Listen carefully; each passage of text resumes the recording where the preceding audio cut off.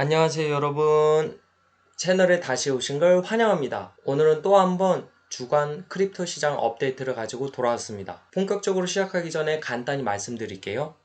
이 영상에서 공유하는 내용은 어디까지나 제 개인적인 의견과 시장에 대한 관찰을 바탕으로 한 내용입니다.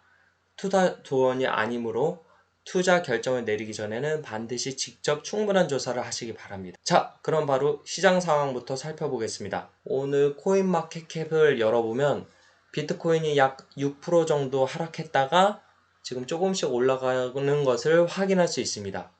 하지만 솔직히 말해서 이 정도 움직임은 크게 놀라운 일이 아닙니다. 특히 크립토 시장을 오래 거래해왔거나 퓨처 거래를 해본 분들이라면 이런 변동은 꽤 자주 발생한다는 걸 잘 알고 계실 겁니다. 시장을 절대 한 방향으로만 움직이지 않으니까요.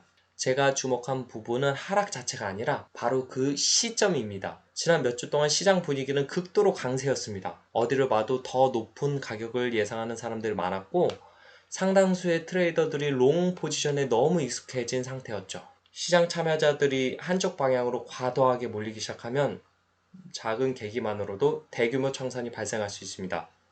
그리고 이번 움직임이 바로 그런 사례였습니다. 롱 포지션들이 연쇄적으로 청산되기 시작했고 매도 압력이 커지면서 비트코인은 빠르게 하락했습니다.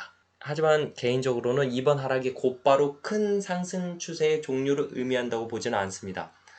오히려 지나치게 과열됐던 시장이 한번 숨을 고르기 위해 필요한 조정을 받은 것으로 보고 있습니다.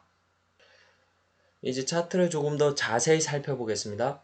개인적으로는 여기서부터가 진짜 중요한 이야기라고 생각합니다. 가장 먼저 눈에 들어오는 것은 비트코인이 현재 약 8만 부근에 위치한 200대의 EMA 아래에서 거래되고 있다는 점입니다. 역사적으로 봤을 때 이 지표는 비트코인의 전체적인 추세를 판단하는데 가장 중요한 기준 중 하나였습니다. 강한 불 마켓에서는 대부분의 기간 동안 가격이 200 EMA 위에 머무르는 경우가 많습니다.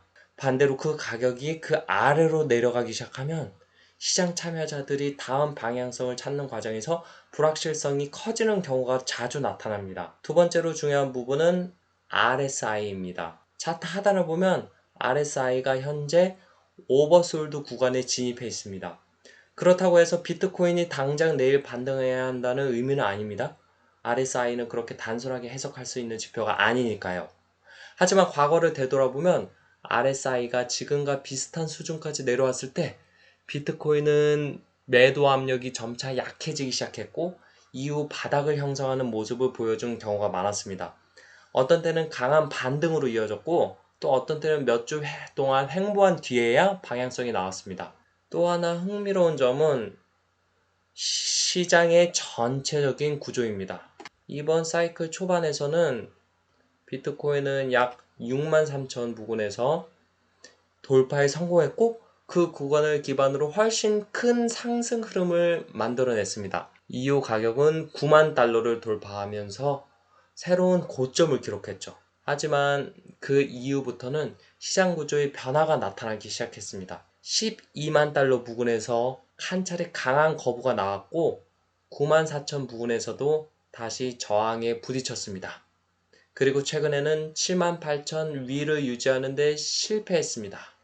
이는 몇 달 전과 비교했을 때 시장의 상승 모멘텀이 분명히 약해졌다는 신호로 볼 수 있습니다. 그래서 200 EMA, RSI 그리고 현재 시장 구조를 종합해서 판단해보면 제 결론은 비교적 단순합니다. 단기적으로 비트코인은 오버솔드 상태에 가까워 보입니다. 하지만 이번 조정이 완전히 끝났다고 확실할 만큼 강한 매수 신호는 아직 나타나지 않았습니다. 개인적으로는 오늘 하루의 캔들보다 앞으로 몇 주가 훨씬 더 중요하다고 생각합니다. 그 기간 동안 매수세가 다시 주도권을 가져올 수 있는지 아니면 시장이 더 탄탄한 기반을 만들기 위해 추가적인 시간이 필요한지 확인할 수 있을 것이기 때문입니다. 이제 이더리움을 살펴보면 솔직히 지금 당장 이야기할 만한 내용은 그렇게 많지 않은 것 같습니다. 현재 이더리움은 거의 비트코인의 움직임을 그대로 따라가고 있는 상황입니다. 비트코인이 조정을 받기 시작하자 이더리움 역시 같은 흐름 속에서 매도 압력을 받고 있습니다. 그래서 저는 지금 시점에서는 이더리움보다 비트코인에 더 집중하고 있습니다. 결국 시장의 방향성을 결정하는 핵심은 여전히 비트코인이라고 생각하기 때문입니다. 비트코인이 명확한 방향을 찾기 전까지는 이더리움이 독자적으로 의미 있는 움직임을 보여주기 쉽지 않아 보입니다. 현재로서는 이더리움 자체의 개별적인 이슈보다는 비트코인의 다음 움직임이 훨씬 더 중요한 변수라고 보고 있습니다.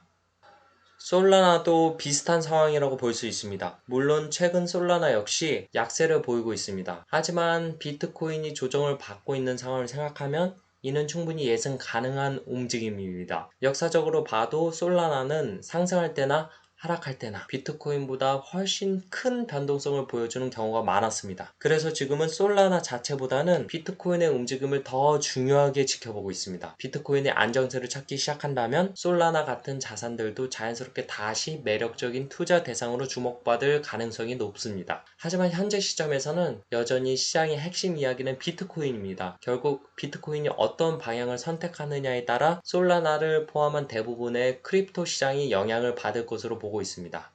자, 여러분, 오늘 영상은 여기까지입니다. 이번 시장 업데이트가 여러분께 조금이나마 도움이 되었고 유익한 정보를 얻어가셨길 바랍니다. 항상 말씀드리지만 오늘 영상에서 공유한 내용은 현재 시장을 바라보는 제 개인적인 생각과 의견일 뿐입니다. 투자 조언이 아니므로 투자 결정을 내리기 전에는 반드시 스스로 충분한 조사를 진행하시기 바랍니다. 여러분은 지금 시장 상황을 어떻게 보고 계신가요? 댓글로 여러분의 생각도 꼭 남겨주세요. 다양한 의견을 함께 나눠보면 좋을 것 같습니다. 영상이 도움이 되셨다면 좋아요, 그 다음에 구독도 잊지 마시고요.